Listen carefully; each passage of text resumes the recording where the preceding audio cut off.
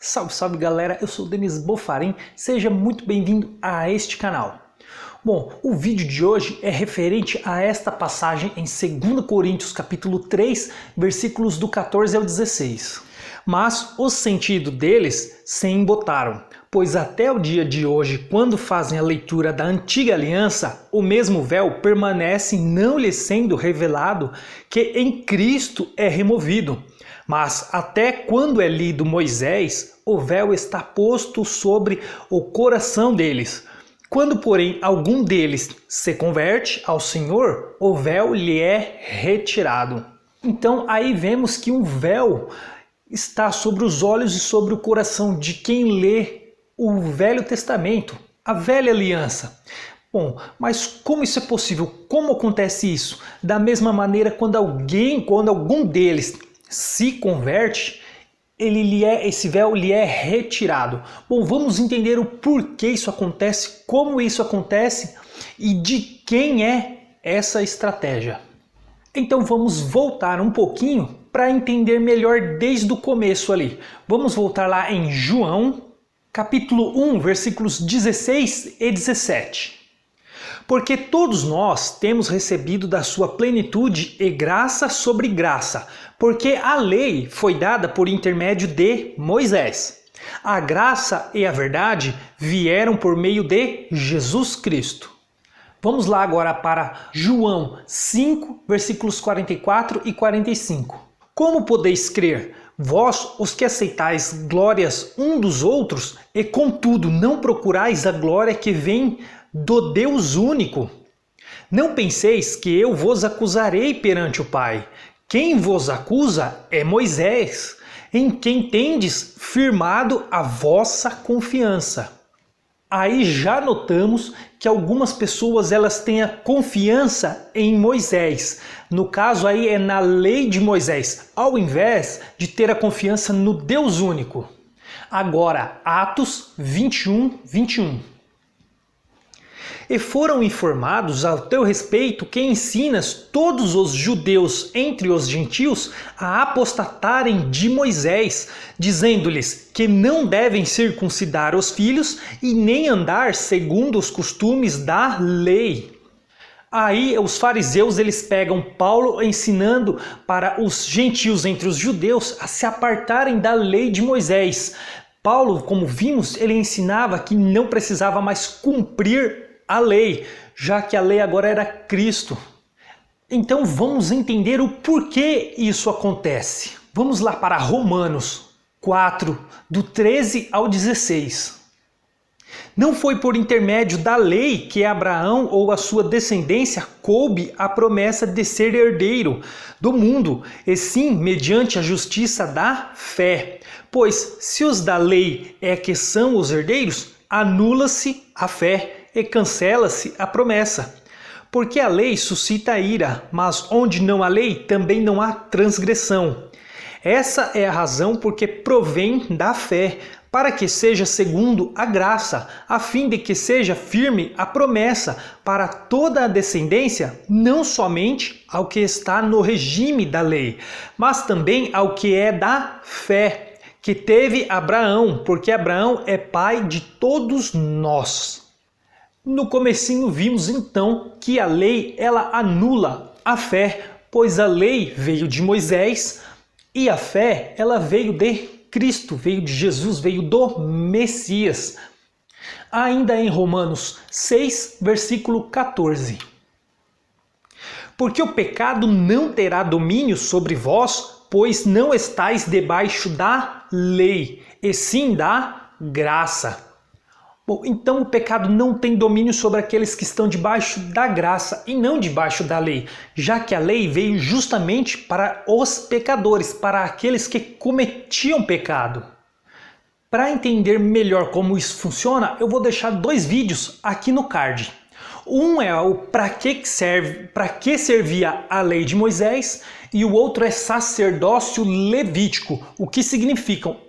É muito importante que entendam esse conceito para poder entender o porquê isso aconteceu. Vou deixar tanto aqui no card como no final desse vídeo também. Então agora vamos para aquela passagem que lemos lá no começo.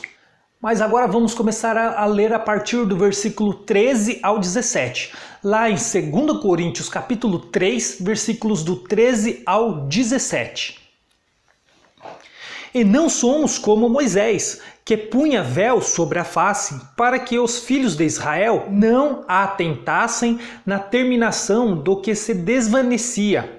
Mas o sentido deles se embotaram, pois até o dia de hoje, quando fazem a leitura da antiga aliança, o mesmo véu permanece, não lhes sendo revelado que em Cristo é removido.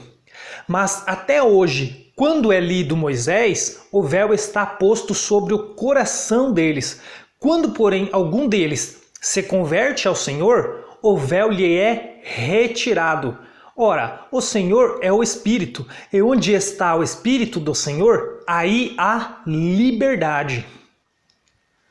Quando essa passagem diz que aquele que lê Moisés até os dias de hoje, lê a velha aliança, os olhos dela há como um véu, o coração é como um véu que não consegue enxergar, não é somente o fato de ler a velha aliança, mas sim ler e praticar. Afinal, as Escrituras, o Velho Testamento, a Bíblia, é um livro de história que conta a história de um povo que viveu de 4 a 6 anos atrás. Então temos que ler para saber o que aconteceu naquele tempo e não ler para praticarmos, já que nós estamos no tempo da graça e não no tempo da lei. Esse capítulo ele é curtinho, ele só vai até o versículo 18. Então vamos passar por capítulo 4 e vamos entender então de quem é essa estratégia. Vamos lá em capítulo 4, versículo 4. Vamos lá em versículo do 3 ao 5.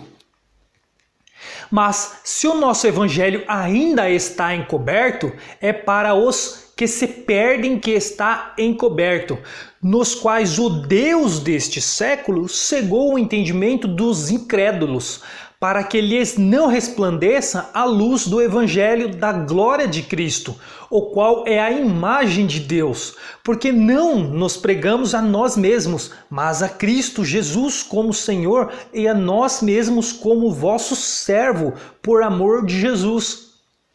Então vimos que aí é uma estratégia do Deus deste século que cegou o entendimento daqueles que voltam para a lei de Moisés, voltam para a velha aliança. Mas vamos entender ao decorrer desse vídeo como isso pode acontecer e como as pessoas foram enganadas durante tanto tempo, como o véu pode ser encoberto por tanto tempo nos olhos dos religiosos. Vamos lá para Gálatas capítulo 2, versículos do 16 até o 21. Sabendo, contudo, que o homem não é justificado por obras da lei, e sim mediante a fé em Cristo Jesus, também temos crido em Cristo Jesus para que fôssemos justificados pela fé em Cristo, e não por obras da lei, pois por obras da lei ninguém será justificado. Mas, se procurando ser justificados em Cristo, fomos nós mesmos também achados pecadores. Dar-se-á o caso de ser Cristo ministro do pecado? Certo que não, porque se torno a edificar aquilo que destruí, a mim mesmo me constituo transgressor, porque eu, mediante a própria lei, morri para a lei, a fim de viver para Deus. Estou crucificado com Cristo. Logo já não sou eu quem vive, mas Cristo vive em mim. E esse viver que agora tenho na carne, vivo pela fé no Filho de Deus, que me amou e a si mesmo se entregou por mim. Não anulo a graça de Deus, pois se a justiça é mediante a lei, segue-se que morreu Cristo em vão. Então, se a justiça agora for mediante a lei, segue que Cristo morreu em vão. Ou seja, a graça ela é anulada. Então, quando voltamos à lei, quando nos justificamos da lei, nós anulamos a cruz de Cristo, nós anulamos o sacrifício do Messias na cruz, porque ele nos resgatou da maldição da lei, que era somente para os judeus e não para os gentios, não para os incircuncisos, era somente para as 12 tribos de Israel, os descendentes dos filhos de Israel, e não para o resto do povo. Mas agora Jesus, tendo se sacrificado, ele nos resgatou da maldição da lei e nos incluiu em seu rebanho. Para entender melhor ainda, vamos lá para Gálatas 3, versículos do 1 ao 8. Ó Gálatas insensatos, quem vos fascinou a vós outros, antes cujos olhos foi Jesus Cristo exposto como crucificado? Quero apenas saber isto de vós, recebestes o Espírito pelas obras da lei ou pela pregação da fé? Sois assim insensatos que, tendo começado no Espírito, estejais agora vos aperfeiçoando na carne? Terá sido em vão que tantas coisas sofrestes? Se na verdade foram em vão, aquele pois que vos concede o Espírito e que opera milagres entre vós, porventura o faz pelas obras da lei ou pela pregação da fé? É o caso de Abraão, que creu em Deus e isso lhe foi imputado para a justiça. Sabei, pois, que os da fé é que são filhos de Abraão. Ora, tendo a Escritura previsto que Deus justificaria pela fé os gentios, prenunciou o Evangelho a Abraão: em ti serão abençoados todos os povos. Então tudo começou com Abraão. Abraão teve a fé no Pai. Então dele, quando Cristo morreu na cruz, a promessa de Abraão pulou para a descendência que é Cristo, pulou direto para Cristo. E todo agora aquele que tem fé no Filho de Deus, em Cristo, naquele que morreu na cruz por nós, esses são os da fé, os da graça. Então estes recebem a promessa, e não aqueles, os descendentes dos filhos de Jacó, as tribos de Israel, os judeus. Agora vai ficar mais claro ainda. Vamos ler dos versículos 13 ao 17, de Gálatas 3 ainda. Cristo nos resgatou da maldição da lei, fazendo-se ele próprio maldição em nosso lugar, porque está escrito: maldito todo aquele que for pendurado em madeiro, para que a bênção de Abraão chegasse aos gentios em Jesus Cristo, a fim de que recebêssemos pela fé o Espírito prometido. Irmãos, falo como homem, ainda que uma aliança seja meramente humana, uma vez ratificada, ninguém a revoga ou lhe acrescenta alguma coisa. Ora, as promessas foram feitas a Abraão e ao seu descendente. Não diz e aos descendentes, como se falando de muitos, porém como de um só, e ao teu descendente que é Cristo. E digo isto, uma aliança já anteriormente confirmada por Deus, a lei, que veio 430 anos depois, não pode abrogar de forma que venha a desfazer a promessa. Então aí ficou bem claro que quando a Bíblia fala sobre os descendentes de Abraão, sobre a promessa, sobre o descendente de Abraão, no caso ele estava se referindo de Cristo, que um dia lá na frente viria Cristo, que iria morrer na cruz pela humanidade, por todos os seres humanos. Era sobre este descendente de Abraão que se referem as passagens, que é a promessa sobre o Messias. O Messias era a promessa. Portanto, a promessa não são aquela promessa sobre todos os descendentes de Abraão, que depois veio Jacó e as tribos de Israel. A palavra toda se refere a Cristo, a Jesus, ao Messias que morreu na cruz por nós. Hebreus 7:28. Porque a lei constituiu sumos sacerdotes a homens sujeitos à fraqueza, mas a palavra do juramento que foi posterior à lei constituiu o Filho, perfeito para sempre. Então a graça constitui Cristo, Jesus, o Messias, o Filho de Deus, como sumo sacerdote para sempre. Porém, a lei de Moisés constituiu a sumos sacerdotes a homens que eram falhos. Bom, então vamos entender agora como que esse grande engano enganou a muitos durante séculos e continua enganando até os dias de hoje. Como essa estratégia do Deus deste século, como esse plano dele enganou e engana a muitos. Vamos entender agora como é esse plano. Vamos lá para Hebreus 9, versículos do 16 ao 20. Porque onde há testamento, é necessário que intervenha a morte do testador, pois um testamento só é confirmado no caso de mortos, visto que de maneira nenhuma tem força de lei enquanto vive o testador. Pelo que nem a primeira aliança foi sancionada sem sangue, porque havendo Moisés proclamado todos os mandamentos segundo a lei a todo o povo, tomou o sangue dos bezerros e dos bodes, como água e lã tinta de escarlate e isopo, e aspergiu não só o próprio livro, como também sobre todo o povo, dizendo: este é o sangue da aliança, a qual Deus prescreveu para vós outros. Então podemos notar que aí Moisés ele sancionou tanto a velha aliança com sangue de cordeiros, de ovelhas, quanto mais a segunda aliança, a nova aliança, foi feita também, foi sancionada com o sangue de Cristo derramado na cruz. Portanto, o Novo Testamento ele começa na morte de Cristo na cruz. Ali o testamento foi válido por lei, que foi confirmado na morte de Cristo, com o sangue dele derramado. Da mesma maneira, a primeira aliança, com sangue de bodes, com Moisés aspergindo sobre o povo. No sistema religioso, é muito comum ensinar que o Novo Testamento começa lá no começo de Mateus, como nas Bíblias. As Bíblias têm este livro aqui. Com esta folha do Novo Testamento, lá no livro de Mateus.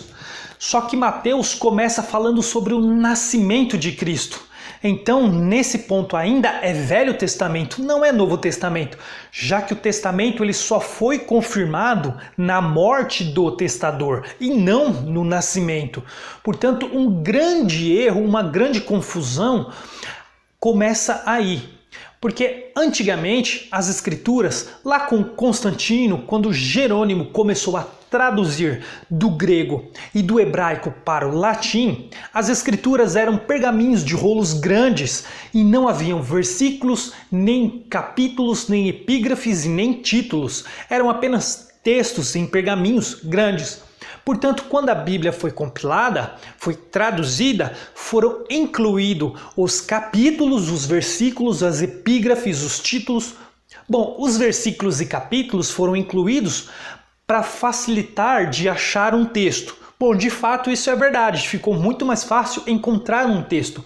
Só que com isso também se cria uma estratégia extremamente poderosa contra a verdade, contra a própria palavra de Deus.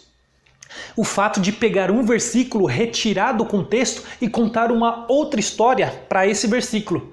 Assim como aquela página também do Novo Testamento colocada no lugar errado, pois aquela página está no começo de Mateus, quando é o nascimento de Cristo. O Novo Testamento não começa ali, como a própria Escritura testifica. Ela só tem força de lei quando morre o testador. Portanto, o Novo Testamento, a Nova Aliança, começa na morte de Cristo e não no nascimento, como é ensinado no sistema religioso.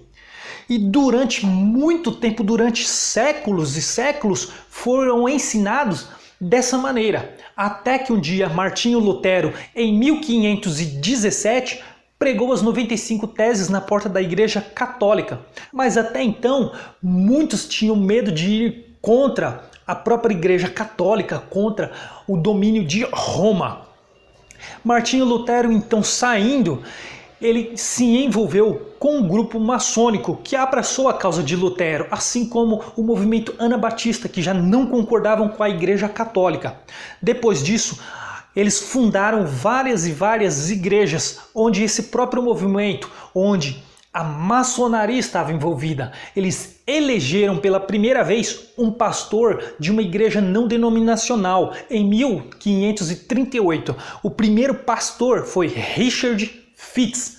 Mas a doutrina é totalmente diferente da doutrina de Cristo, daquela que aprendemos nas Escrituras.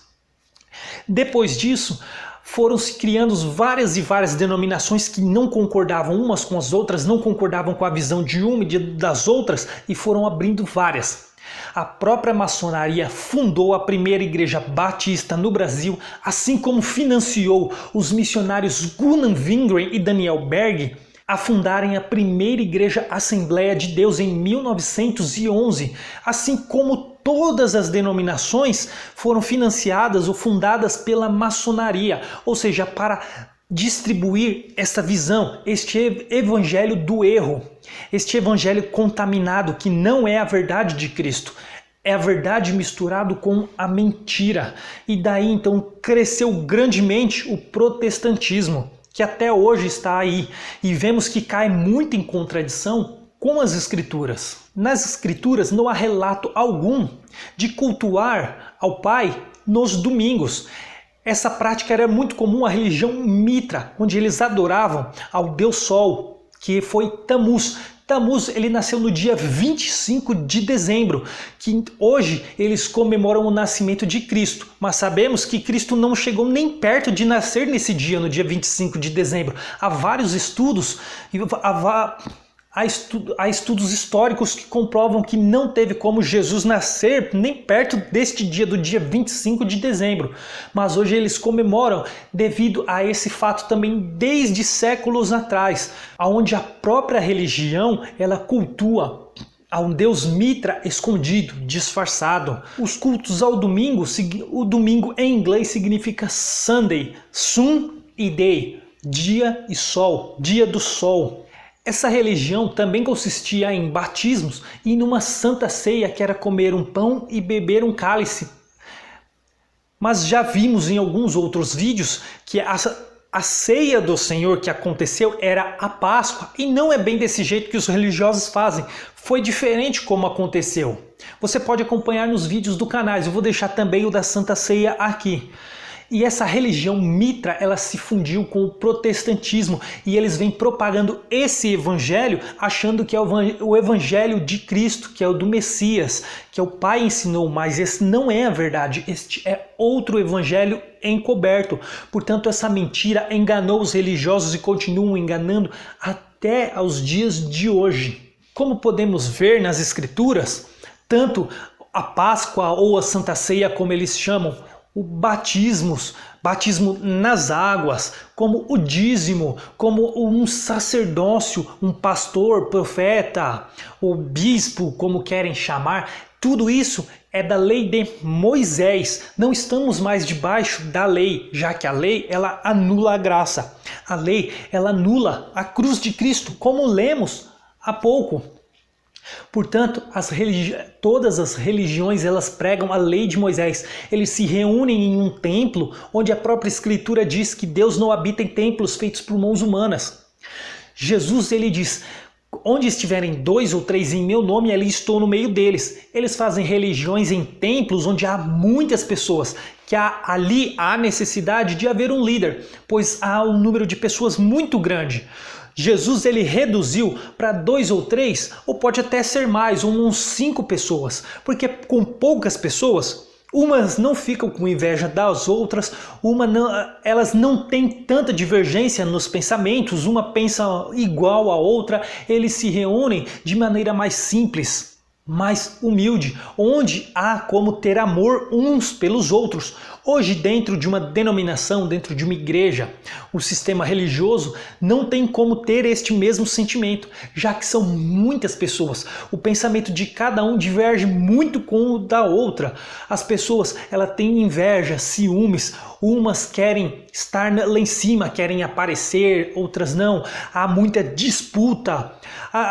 As pessoas se congregam durante muitos anos e nem chega ao ponto a menos de conhecer a todas as pessoas ali. Muitos nem sequer se falam na semana, formam muitas panelinhas. Portanto, o próprio Cristo Messias ele reduziu muito esse número, porque é muito complicado esse número de pessoas se reunirem para congregar. Nesse caso, teria que haver sim realmente uma liderança, que é a graça. Cristo ele não constituiu, porque ele é o cabeça, ele é o cabeça do corpo de Cristo. Portanto, eles estão completamente cegos por causa dessa estratégia, desse plano do Deus deste século. Eles não conseguem enxergar enquanto não se desvencilhar da lei de Moisés, do Velho Testamento. Enquanto eles não pararem de praticar o Velho Testamento, esse véu não vai ser retirado deles, não vai ser retirado do coração, dos olhos deles. Eles jamais verão, porque eles não conseguem sair do Velho Testamento. Portanto, nós que estamos na graça, em Cristo, no corpo de Cristo, devemos continuar firmes na fé no Filho de Deus, na fé da graça. A graça que o Filho de Deus nos trouxe, libertando da lei de Moisés. É nessa fé que devemos continuar. Bom, esse foi o vídeo, eu espero que você tenha gostado. Eu espero que este vídeo, tanto como este canal, ele pôde te ajudar, te esclarecer, mostrar a visão da graça, te tirar do engano, do erro, desta visão enganosa que é o sistema religioso, e eu espero que com isso você possa ajudar a outras pessoas e abrir os olhos de outras pessoas e levar o evangelho da graça. Bom, que o Pai ele possa nos abençoar.